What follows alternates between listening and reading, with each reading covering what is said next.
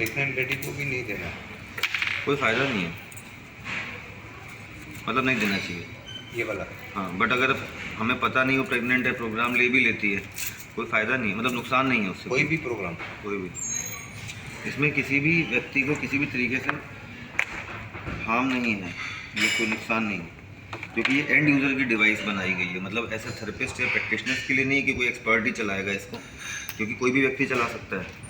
तो बहुत कुछ सोच समझ के बनाया गया है ताकि किसी भी तरीके का नुकसान किसी को ना हो, क्योंकि जब बच्चा भी यूज़ कर रहा है जिसको इतना ज्ञान नहीं है। अब जैसे ये हमने सेटअप रेडी कर दिया, तो इसको हम गले में टांग सकते हैं या कॉलर में क्लिप कर सकते हैं, तो ये सेटअप रेडी है। अब प्रोग्राम लेने के दौरान आपको सिर्फ बैठे रहने की कोई ज़रूरत नहीं कि आप सोचेंगे कि हम बस बैठे रहते हैं, ऐसा नहीं है। आपको जो मर्ज़ी करना करिए, ड्राइविंग, ऑफिस, जो भी है। यहाँ मैंने स्टार्ट कर दिया, तो मेरे स्टार्ट करते ही ये ब्लूटूथ के द्वारा ये प्रोग्राम यहाँ से यहाँ ट्रांसमिट हो रहा है। ये इस तरीके से प्रोग्राम को लॉन्च करते ही ये आप ऊपर देखेंगे ऐसा प्रोग्रेस बार चल रहा है, तो प्रोग्राम ट्रांसमिट हो रहा है। एक बार प्रोग्राम जब पूरा ट्रांसमिट हो गया तो फिर मोबाइल की ज़रूरत हमको नहीं रहती। मोबाइल सिर्फ एक डिस्प्ले डिवाइस के तौर पे है, क्योंकि उसमें कोई डिस्प्ले तो है नहीं, तो बस ये ऑपरेट करने के लिए इस्तेमाल हो रहा है। और एक बार चालू हो गया तो आपको उसकी कोई आवश्यकता नहीं है। एक्चुअली पहले ये जो सेटअप था, जिस कंपनी ने इसको बनाया, टाइम वेवर जर्मनी की 2007 से, उनका बड़ा सेटअप होता था। फ्रीक्वेंसीज़ का चयन थेरेपिस्ट लोग करते थे टाइम वेवर सेंटर्स में, और पेशेंट को बात करके, सिम्टम समझ के फ्रीक्वेंसीज़ को लैपटॉप पे कॉन्फ़िगर करते थे और वो डिवाइस फिर डिलीवर करता था। भारत में ऐसे 2 सेंटर्स थे टाइम वेवर के, एक हैदराबाद में था, एक मुंबई में था। बट वो इतना सफल नहीं था क्योंकि कॉस्टली भी बहुत पड़ता था और इन्वेस्टमेंट भी बहुत, 15 से 20 लाख का वो पूरा सिस्टम होता था। फिर उन्होंने 2019 में क्या किया कि उसको छोटे फॉर्म में ला दिया और इसको AI प्रोग्राम से कनेक्ट कर दिया।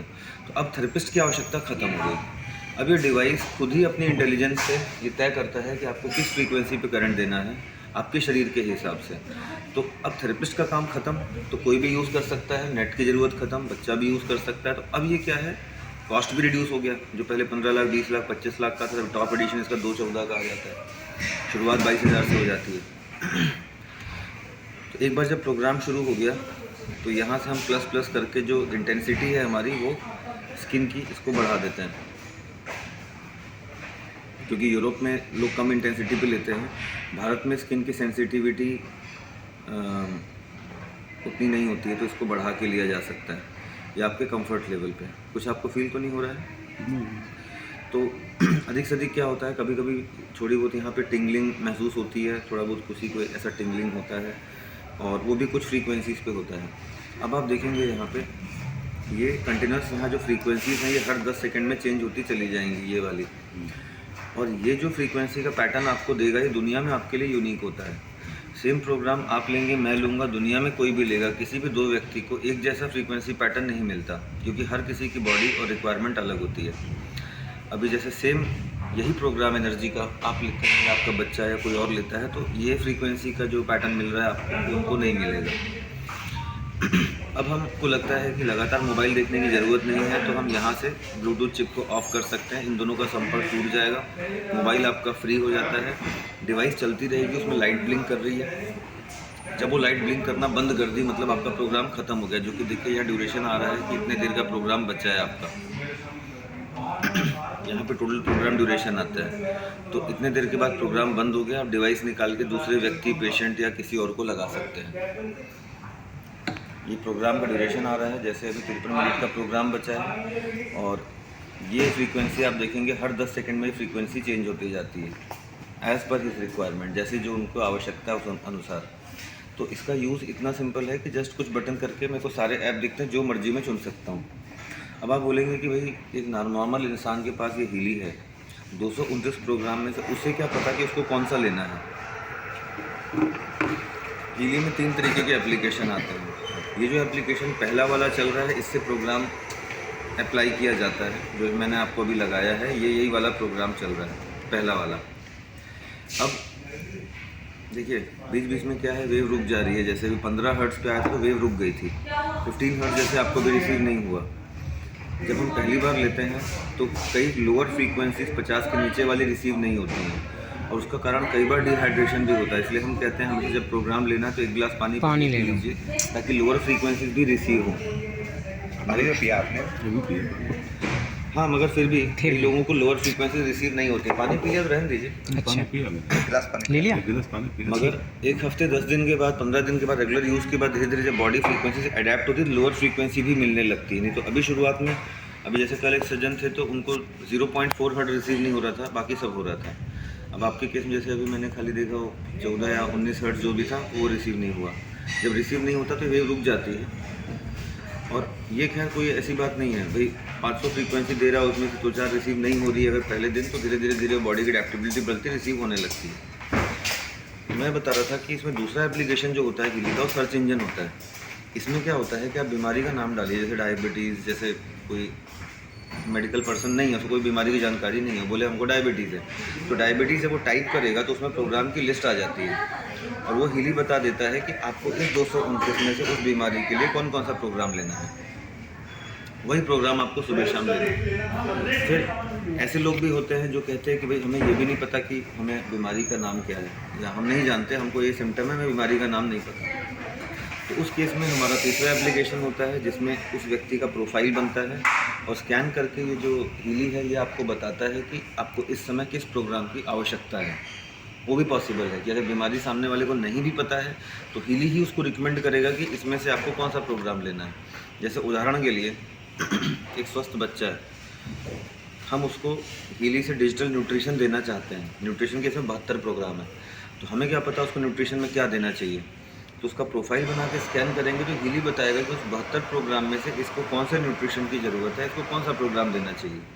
जैसे चक्र बैलेंसिंग का प्रोग्राम है, अब आप बोलोगे 7 एनर्जी सेंटर मेरे 7 चक्र हैं, किसकी ऊर्जा में बढ़ाऊँ, मुझे क्या ज़रूरत है।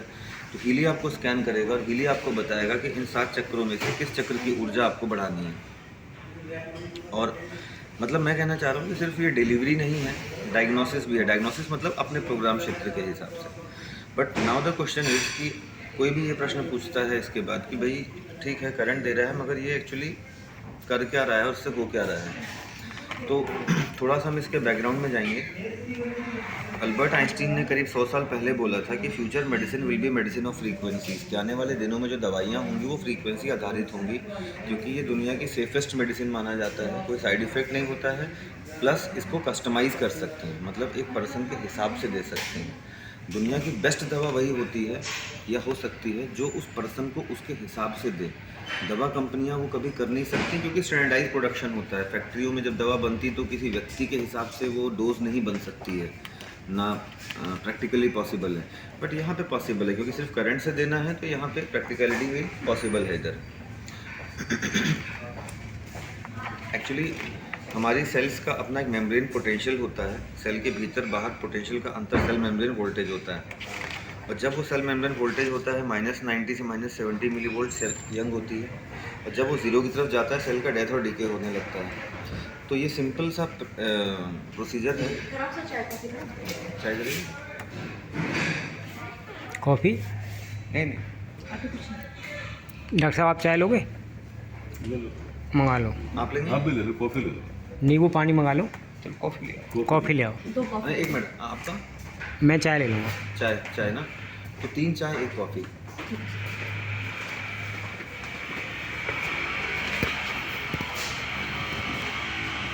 ये हीली से जो करंट मिल रहा है, ये तारों से करंट जा रहा है, बहुत ही सूक्ष्म मैग्नीट्यूड का होता है, इसलिए हम उसको माइक्रो करंट कहते हैं। इस माइक्रो करंट से ये पाया गया है कि 500% हमारा एटीपी प्रोडक्शन बढ़ जाता है, 70% प्रोटीन सिंथेसिस बढ़ जाता है। एटीपी क्या होता है?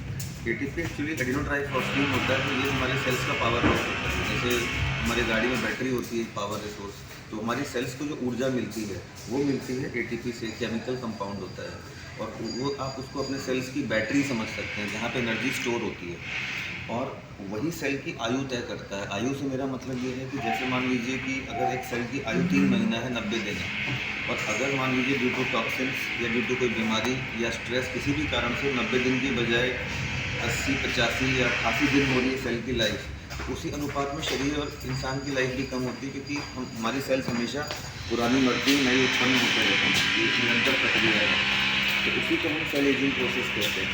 तो अगर सेल्स के पास एक्स्ट्रा एनर्जी है सेल्स के निर्माण के लिए एक्स्ट्रा प्रोटीन सिंथेसिस है और अमीनो एसिड ट्रांसपोर्ट है।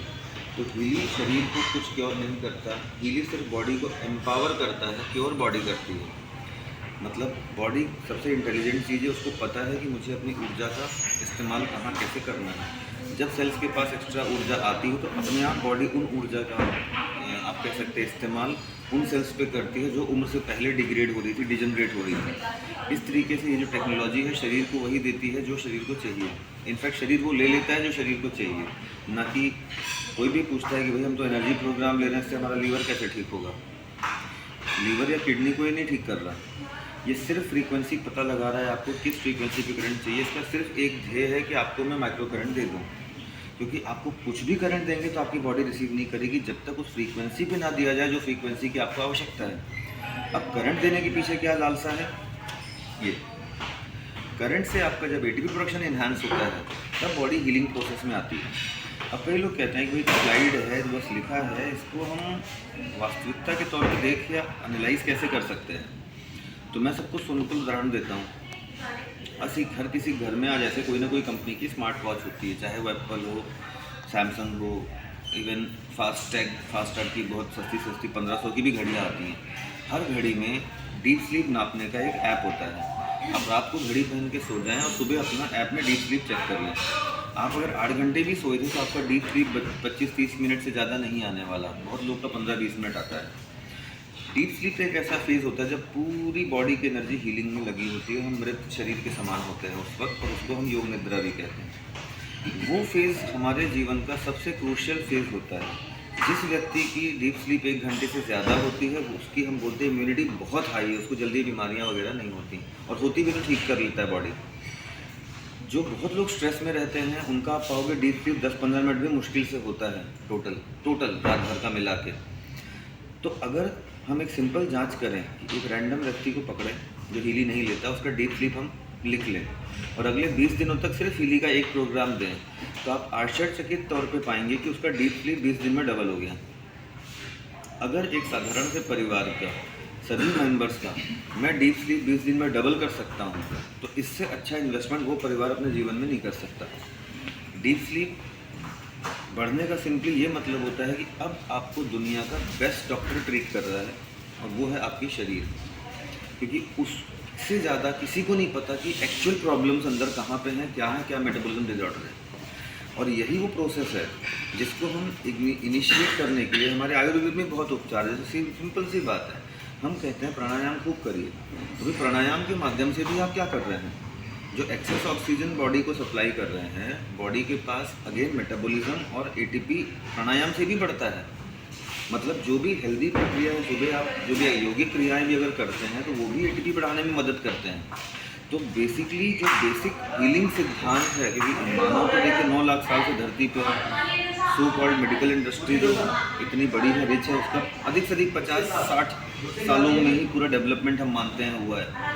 तो ऐसा तो नहीं उसके पहले इंसान नहीं जीता था, या आयुर्वेद से या बाकी की जो ट्रेडिशनल मेडिसिन थी उनसे बहुत अच्छे से जीता था और हेल्दी भी जीता था।